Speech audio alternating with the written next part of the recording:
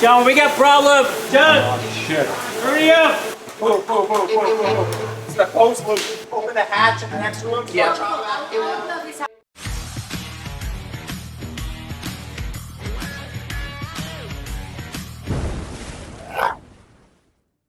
Polo Reef has been focusing a lot on the 17,000 gallon tank for good reason.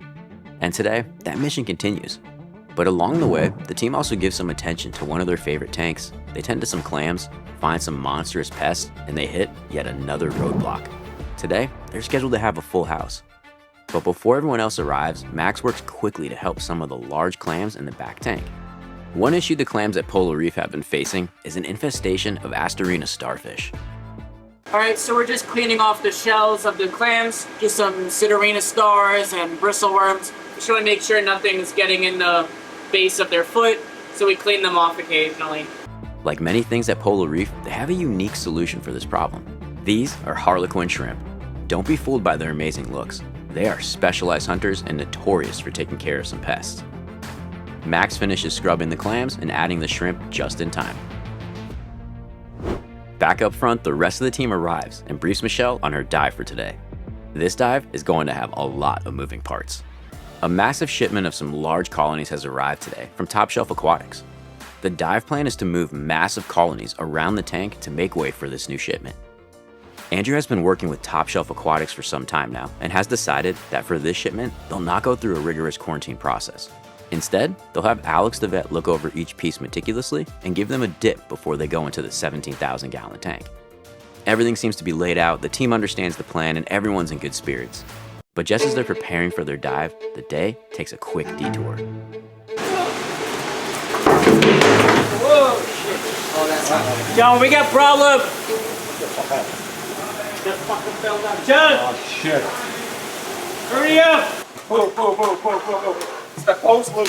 This team cannot catch a break. They quickly jump into action, and John guides the team on what to do next. This leak is for the return on the 17,000 gallon tank. If not fixed quickly, it will spell certain disaster. You gotta wrap it in something because we're gonna flood the computer. Put it in the hole. Okay. Open the hatch in the next room. Yeah. Jonathan and the team make some quick decisions, and he's already thinking steps ahead.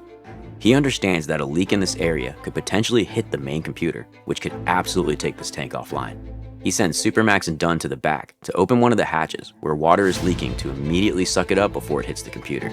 Time is of the essence. Well, that's how we stopped the work. It stopped at the It tank. stopped at the tank.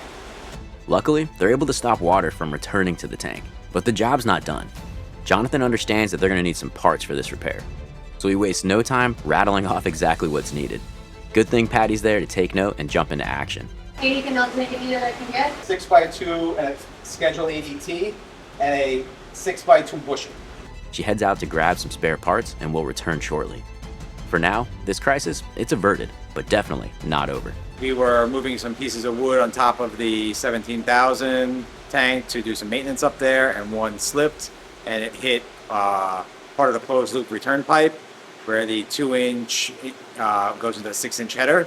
The pipe sheared off right at the fitting, and at 200 gallons a minute, it was creating quite a flood. We were able to shut the closed loop down rather quickly, pull the floor up, and isolate the tank so that it wasn't continuing just draining out of the closed loop. For now, the team faces another issue. The coral have been sitting in the lab waiting to go into the tank. Without skipping a beat, the rest of the team continues the mission and gets to work unpacking the coral. The Polo Reef team at this point has seen it all, and like true professionals, they just roll with the punches and keep things moving. Alex the vet arrives after the heart-stopping moment and helps the team check the coral before they hit the 17,000 gallon tank. This busy day is still in full swing. The team continues to unpack coral, John and Yeltsin continue to contain the leak, and Michelle splashes down in the 17,000 gallon tank. The dive is still on. Her first part of the plan is to move some colonies around to prevent shading to lower corals and to make way for the new shipment.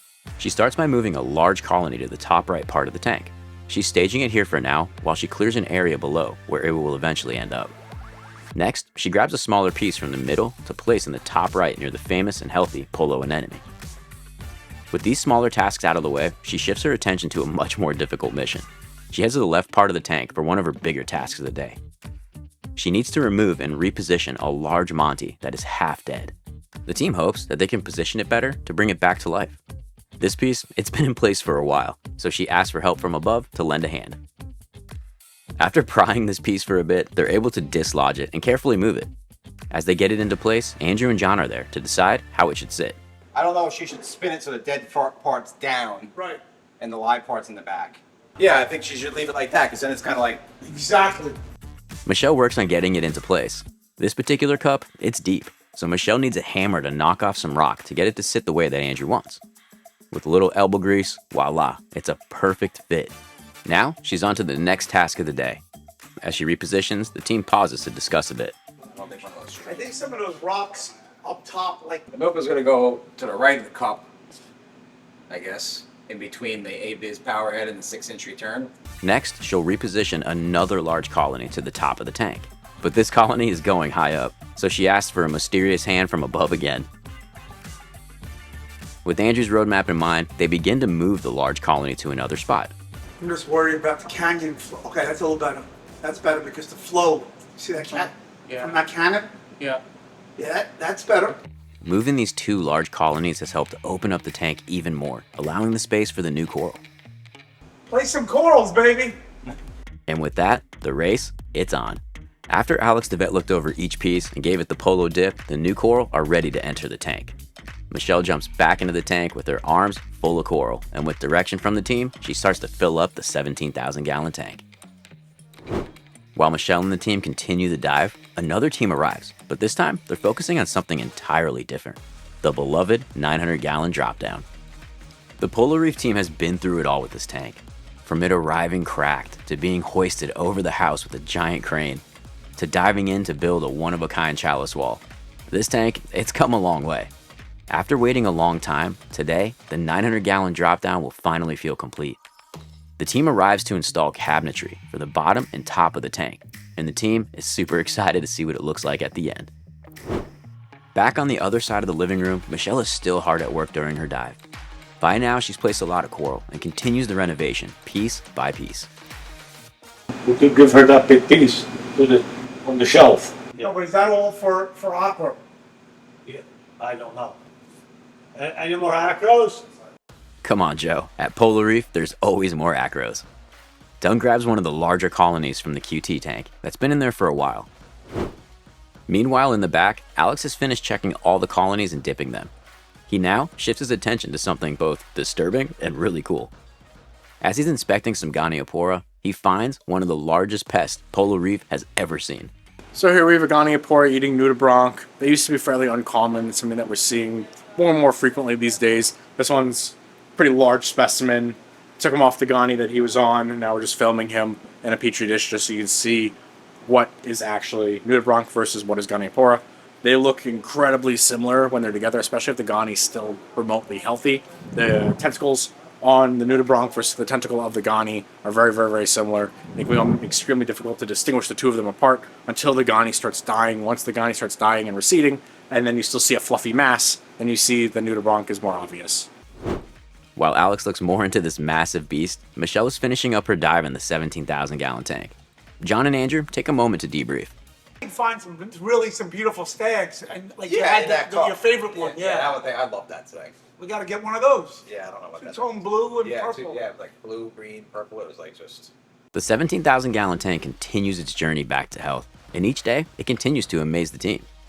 With another historic dive in the books, Alex the vet is in the back getting creative on his own in the lab with a newly discovered pest. In true Polo fashion, I'm actually going to set up a little display tank for this nudibranch. A lot of us find it quite cool, so why not set up a little display just to show him moving around, get some nice videos of him essentially hunting, or her hunting. Earlier in the day, Yeltsin, he accidentally dropped a piece of wood onto the return pipe on the 17,000-gallon tank. Patty, she ran out to pick up some supplies for the repair. She arrives just as the dive completes, and the team gets right to work, fixing and Yeltsin-proofing the pipe. Here's Jonathan to walk us through the repair. If you want to take a look here, you can see where it broke off, clean at the fitting. This went to another piece that we had to cut to repair this. Repair the pipe with some couplings and a new piece of 6-inch to rebuild the header. In this hobby, positivity is everything, And sometimes it's the little things that get us excited. So, the team, they're more than happy to end this wild day on a positive note. As they wrap up repairs, the construction crew is putting the finishing touches on the cabinetry for the 900-gallon dropdown. And let's just say, no one is more happy with this than Andrew. Now I'm getting excited. Look at that. Oh my God. Look at that. Show them that. Show them the door. Oh, beautiful. God, what a difference this tank's gonna be. It's all smiles to end this roller coaster day at Polo Reef. From emergency repairs and coral deliveries to giant pests and the long-awaited upgrades, today had a little bit of everything. But despite all the chaos, the mission never changed. Keep these reefs thriving. The 17,000-gallon tank continues its transformation. The 900-gallon finally gets its finishing touches it deserves, and the team, they head home with another successful day in the books. We'll see what tomorrow brings, but at Polo Reef, you never really know. Don't forget to like, subscribe, and hit that bell to stay updated on everything Polo Reef. Until next time.